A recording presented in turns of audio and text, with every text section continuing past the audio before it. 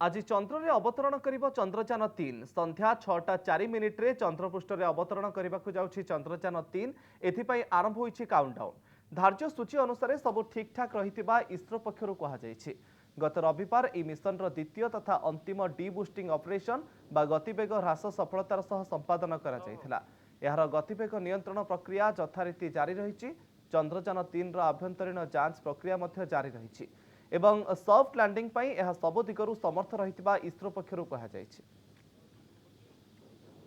दूर रहेगी, यानी कि अहमदाबाद के बदले हम बम्बई में उतराण करेंगे, उस प्रकार का सीनरी होगा। बट वो साइट भी उतनी सही नहीं है जो पहली साइट है, बट फिर भी उसमें भी हम सफलतापूर्वक नीचे लैंडिंग करने में सफल हो जाएंगे, ऐसी हमारी पूरा कॉन्फिडेंस है। सर, चंद्रयान के सॉफ्ट लैंडिंग के दौरान आखिरी 17 मिनट काफी महत्वपूर्ण रहे थे, जिसे टेस्ट 17 भी कहा जाता है। इन आखिरी 17 मिनट का क्या महत्व है? ये पूरा जो मैंने प्रक्रिया बताई, 30 किलोमीटर से नीचे उतरने पहले 7.5, 6.8, फिर 800 मीटर, 800 मीटर से 150 मीटर, फिर 150 मीटर से 30 मीटर और 10 मीटर, और फिर नीचे की ओर प्रयाण करके चंद्र की सतह पर उतरना। तो ये पूरा उसमें उसकी स्पीड रिड्यूस करते करते जो समय निकलेगा वो लगभग 17 मिनट और 21 सेकंड तक होगा, जो मिनिमम टाइम है। और जो मैक्सिमम टाइम है, जैसे कि मैंने बताया, थोड़ा खिसक के उतरना पड़ेगा तो 17 मिनट और 32 सेकंड लगेंगे। तो ये 17 मिनट्स ऑफ टेरर जिसको बोलते हैं, उस प्रकार की जो हमारे लिए क्रिटिकल हो या भयावह कह सकते हैं वो है, क्योंकि उसमें कोई भी गलती की संभावना भी रहती है। जैसा कि आपको पता है कि यहाँ बैठे बैठे हम पूरा वो कर रहे हैं, कंट्रोल कर रहे हैं लैंडर को नीचे उतारने का, तो उसमें कहीं अगर कुछ त्रुटि रह गई हो, जो कि ऐसी संभावना काफ़ी कम है, बट फिर भी स्पेस आखिर रिस्की बिजनेस है, तो उसमें कुछ हम कह नहीं सकते। कोई भी सिस्टम में अगर माल फंक्शनिंग होता है, कुछ और प्रॉब्लम डेवलप होता है, बट इस बार हमने ये ध्यान रखा है कि हमारा जो डिज़ाइन है वो पूरा फेलियर को ध्यान में रखी किया गया है। कि जनरली हम डिज़ाइन करते हैं कि सक्सेस कैसे मिले, कि सफलता कैसे मिले, बट इस बार हमने ये ध्यान रखा है कि अगर निष्फलता के कोई संभावना रहती है तो उसको कैसे ओवरकम किया जाए, उसको कैसे पार करके हम फिर भी सफल हो पाए। इसी कड़ी क्षणों में भी हम प्रशिक्षण से पार उतरे, तो उसकी संभावना को देखते हुए डिज़ाइन किया गया है। और आप सबकी शुभकामनाओं, शुभेच्छाओं से हमको संपूर्ण आशा है कि हम 23 अगस्त को देश में एक खुशी की लहर दौड़ जमाएगी। सर, सफलतापूर्वक लैंडिंग होती है तो देश के लिए कितनी बड़ी उपलब्धि होगी और इससे क्या फायदा होगा फ्यूचर में?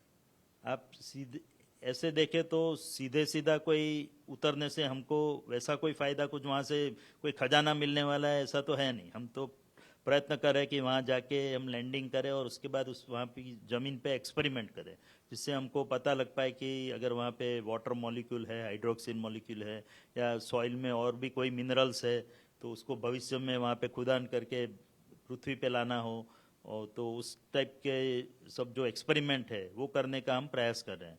बट तो इस तरह से देखें तो सीधे सीधा उतरने से हमको कुछ रातों रात कुछ फ़ायदा मिलने वाला है नहीं। उससे तो हमारे प्रशिक्षण में सहायता मिलेगी और हमारा जो अंडरस्टैंडिंग है, नॉलेज है, वो बढ़ेगा। बट जो नॉन टेंजिबल इसका आउटपुट है, जो उसका जो लाभ है, वो आप सबने भी देखा होगा। पिछले 40-50 दिनों से हम देख ही रहे हैं, चंद्रयान के प्रक्षेपण के बाद 14 जुलाई के बाद, कि लोगों में काफ़ी उत्सुकता है, और इवन छोटे बच्चों में और अनपढ़ लोगों में भी यह उत्सुकता है कि चंद्रयान कब वहाँ पहुँचेगा, और ये चंद्रयान क्या है, उससे क्या फ़ायदा होने वाला है, उससे विज्ञान में क्या हमको रुचि मिलेगी, उससे अन्य क्या रोचक तत्व हमको मिल पाएंगे। तो लोगों को विज्ञान और गणित के प्रति जो रुचि है वो बढ़ने लगी है।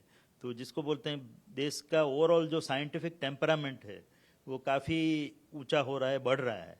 तो उसके कारण लोग जो अपने पुराने दकियानुसी ख्याल है उससे बाहर निकल पाएंगे, क्योंकि वैज्ञानिक सोच अगर लोगों में बढ़ती है तो उससे कई जो टेंजिबल और नॉन टेंजिबल फायदे हैं वो हमको भविष्य में देखने को मिलेंगे।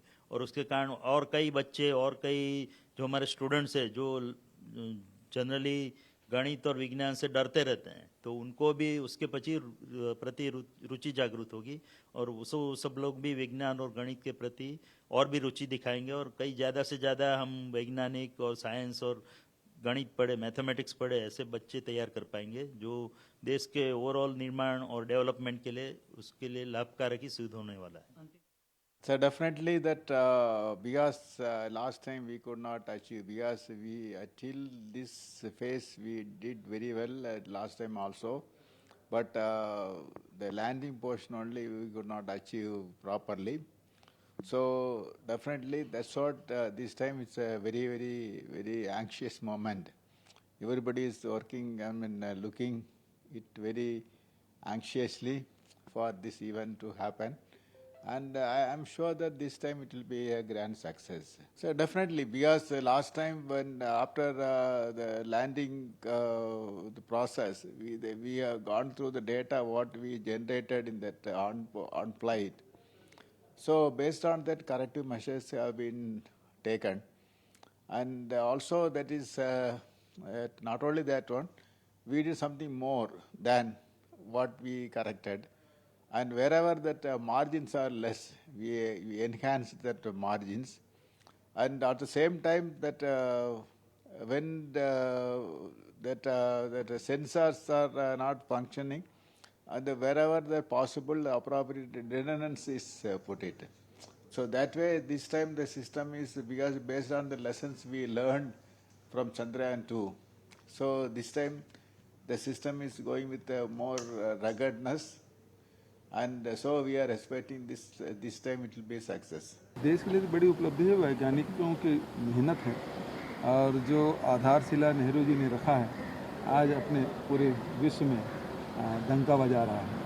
तो सभी वैज्ञानिकों को बधाई, इसके लिए दिल शुभकामनाएं।